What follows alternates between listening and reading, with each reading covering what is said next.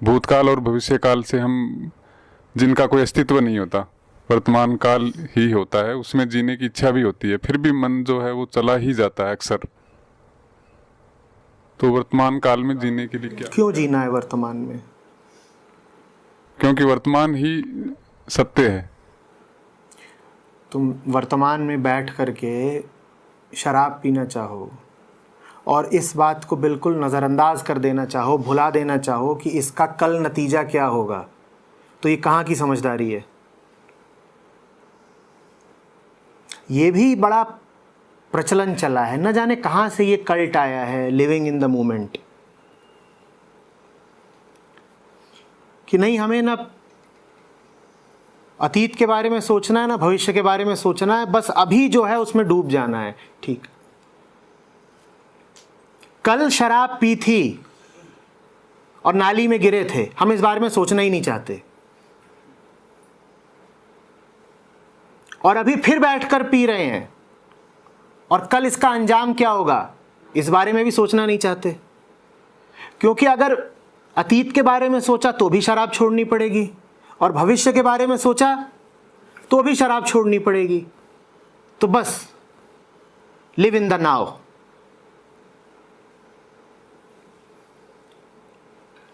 किसी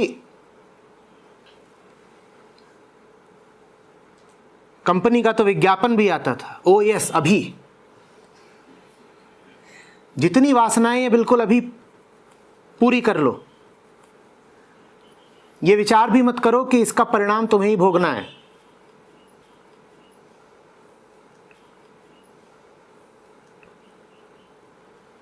बात ये नहीं है कि अतीत में जाना है, कि अभी क्या हो रहा है देखना है, कि आगे क्या हो रहा है देखना है। बात ये है कि कौन है जो देख रहा है, कौन है?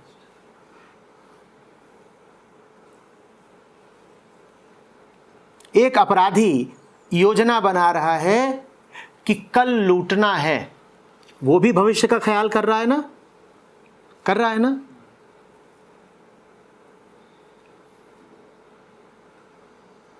और मदन मोहन मालवीय योजना बना रहे हैं कि बनारस में विश्वविद्यालय खड़ा करना है,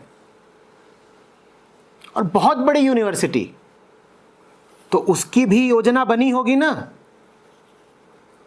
दोनों ही भविष्य की ओर देख रहे हैं, देखने वाले में फर्क है। भविष्य की ओर देखने में कोई पाप, कोई अपराध नहीं हो गया। पर ये एक अमेरिकन विचार निकला है, उपभोक्तावादी विचार है, ये भोग को बढ़ाने वाला विचार है, अमेरिका से आ रहा है। कुछ वहां पर लेखक इत्यादि हैं, वो यही बता रहे हैं, नाओ नाओ नाओ, और तुमने भी पकड़ लिया। भविष्य की ओर देखने में बुराई नहीं है। हां, अक्सर जो भविष्य की ओर देख रहा होता है वो बुरी नीयत से देख रहा होता है। तुम भविष्य की ओर भी सत्य में स्थापित होकर देखो तो भला किया। इसी तरह अतीत की ओर देखने में बुराई नहीं है। पूछो कि अतीत की ओर कौन देख रहा है और क्यों देख रहा है।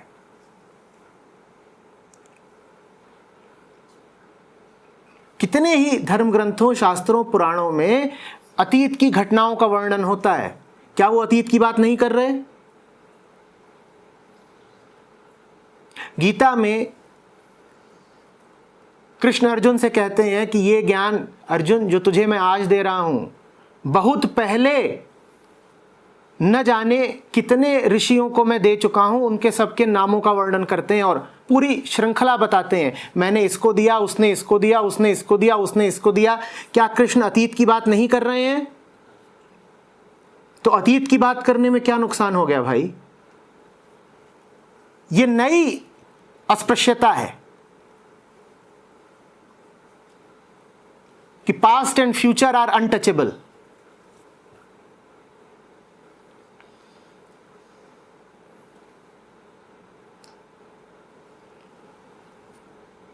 धर्म में स्थापित होकर, सत्य में स्थापित होकर, शांति में रहकर जाओ। अतीत में खेलो कूदो कि भविष्य में छलांगे मारो, कोई नुकसान नहीं हो जाना, भला ही होगा। और भ्रम में स्थापित रहकर तुम अगर वर्तमान में हो तो यही कर रहे हो कि आज पी लो, कल की कल देखेंगे।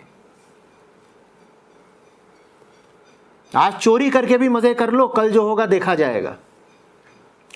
Live in the present. ये मत देखो कि तुम कर क्या रहे हो। विचार भी सूक्ष्म कर्म ही है।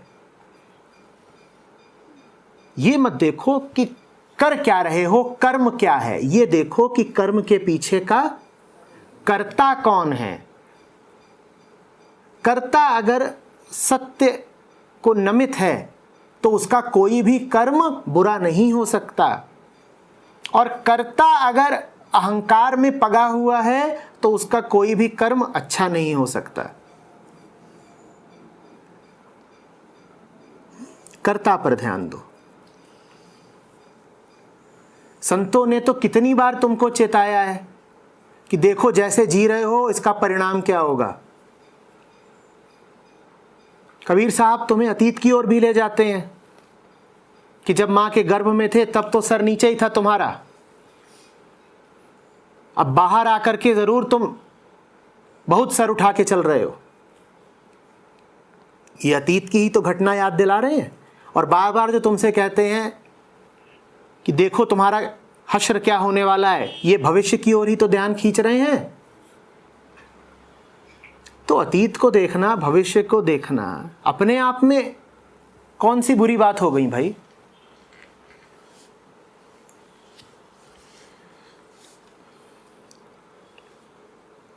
आचार्य जी, आप कह रहे हैं कि सत्य में स्थापित होके आप चाहे भविष्य में जाओ, भूत में जाओ, तो मैं पूछना चाह रहा हूँ कि सत्य में स्थापित कैसे हुआ जाए। मतलब ये देख करके कि झूठ तुम्हारे किसी काम का नहीं। सत्य तो स्वभाव है, उसमें कुछ कर करके स्थापित होने की तो जरूरत भी नहीं होती। हाँ, झूठ स्वभाव नहीं है, झूठ कोई पराई चीज है जिसको तुम कर्म कर करके, मेहनत कर करके पकड़ते हो। मेहनत करके इसलिए पकड़ते हो क्योंकि तुम्हें लगता है कि कुछ लाभ होगा। अपने जीवन को गौर से देखो कि जो कुछ तुमने पकड़ रखा है उसमें लाभ है कितना। जहां दिखाई दे कि पकड़ तो मजबूत है और मिल कुछ नहीं रहा, वहां जान जाओ कि झूठ को ही पकड़ रखा है। झूठ को छोड़ने को ही कहते हैं सत्य में स्थापित रहना। आचार्य जी, जब कुछ कर लेते हैं उसके बाद मुझे समझ आता है कि ये चीज़ और बेहतर करी जा सकती थी, और उस वक्त जब कर रही होती हूँ तब ये अवेयरनेस कहाँ नहीं होती है ना, उससे उस थॉट में नहीं होती है करने से, कुछ बोलने से पहले, या जब बोल देती हूँ जो जब बाद में हो जाता है तो लगता है should have, would have, could have done this. और तो ये इस चीज़ पर मैं कोशिश जारी है कि थोड़ी सी और समझ बढ़े या थोड़ी सी और पेशेंस बढ़े, बट वो नहीं हो रही है। बेटा, सबसे अच्छा तो यही है कि जब कुछ ऐसा जो भ्रामक हो, मिथ्या हो रहा हो, ठीक उसी समय चेत जाओ। फिर वो कर्म होगा ही नहीं, घटना घटेगी नहीं। उस वक्त अगर नहीं भी संभल पाते तो जब जागो तभी सवेरा।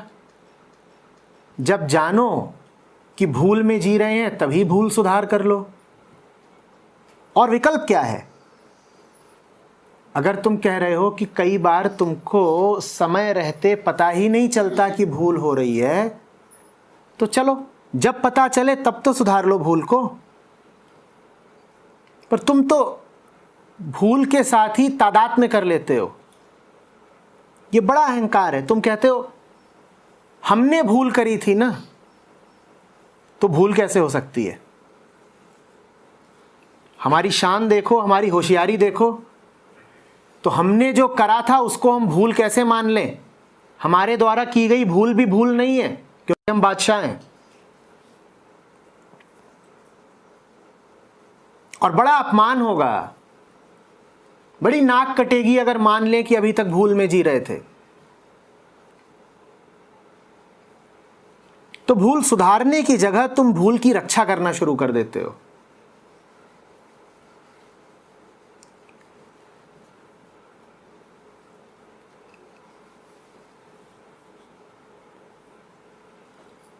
जब तक तुम्हें पता नहीं चला कि गलती हुई है तब तक तो फिर भी गनीमत है, पर जब जान जाते हो कि गलती हो चुकी है, उसके बाद भी गलती के पक्ष में, गलती की रक्षा के लिए खड़े हो, तब चित्त में बड़ी अशांति उठेगी, क्योंकि अब आंखों देखी मक्खी निगल रहे हो।